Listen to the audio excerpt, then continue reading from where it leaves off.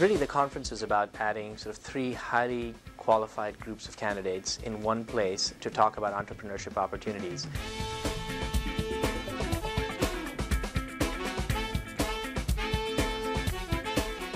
MIT Sloan is an amazing place, not just because it's located within MIT, but because it has many other resources that it's developed independent of MIT, such as the Entrepreneurship Center.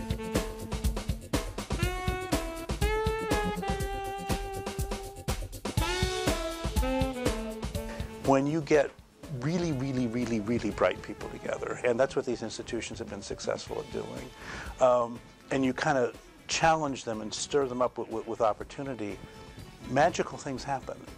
And I think in our country, MIT is probably one of two or three that are just preeminent at attracting the talent and attracting the attitude and the sort of dialogue that's necessary to make venture things happen.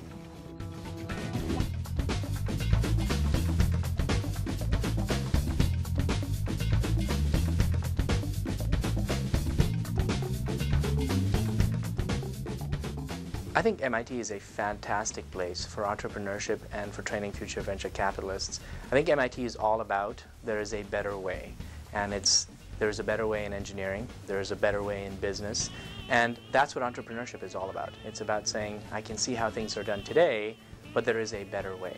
Well, MIT has been a fount of innovation. Of that there's no doubt. We've, as a firm, have invested in a number of companies that have come out of MIT. In fact, right now, I'm in the process of closing on an investment that was originally founded by two PhDs out of MIT.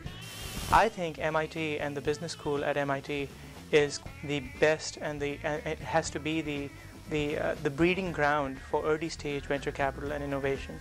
And as venture capitalists or as entrepreneurs start looking for people that they're looking to kind of create these industries with, they should be coming to MIT and they should be coming to Sloan.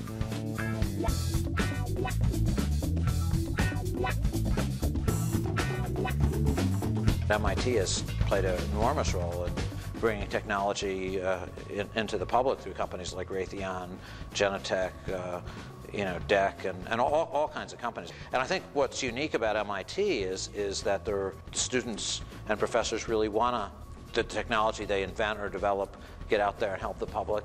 MIT is the right place for that because MIT is where the rubber meets the road. We're focused on action, building companies, forging technical links to the marketplace. The job's not done if genius invention remains in the ivory tower.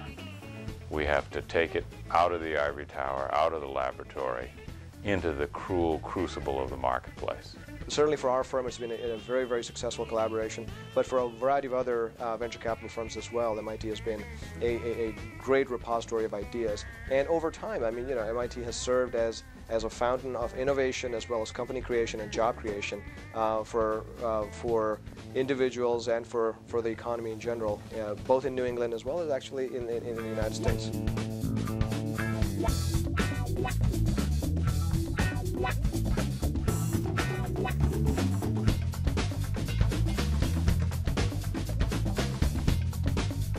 The two words, MIT and venture capital, match and have matched for a long time. If you think about the history of the professors at the Sloan School, even the name, the Sloan School of Management, comes from a great entrepreneur, Alfred Sloan. Ed Roberts, who's here as an entrepreneurship professor, started Zero Stage Capital and all sorts of different companies over the course of the years. We've had the Entrepreneurship Center for the last I don't know how old it is actually, 5 or 10 years. I think that MIT and entrepreneurship go hand in hand. And entrepreneurship and venture capital often go hand in hand. So I think there's so many ways that MIT has really been a pioneer in terms of technology development, technology transfer, that it's been wonderful to see how that's happened over the last century.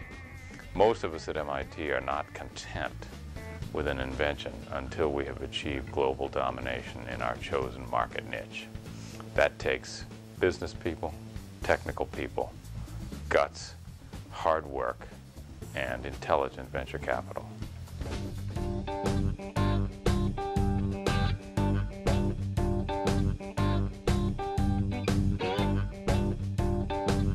the venture capital industry has been going through some turmoil recently by virtue of the run-up in the markets, public markets, as well as the returns on private investments.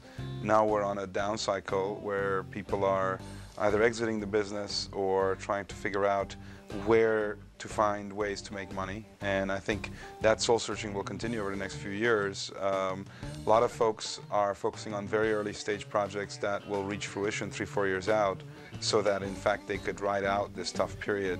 As we all know, we just came through a huge internet bubble on the company side, and I would say that the venture capital mimicked that. Venture capital firms grew much too fast, they hired partners too fast, they raised lots more money than they ever raised in their history, quadrupled their size, and right now we're suffering through cleaning up a lot of that.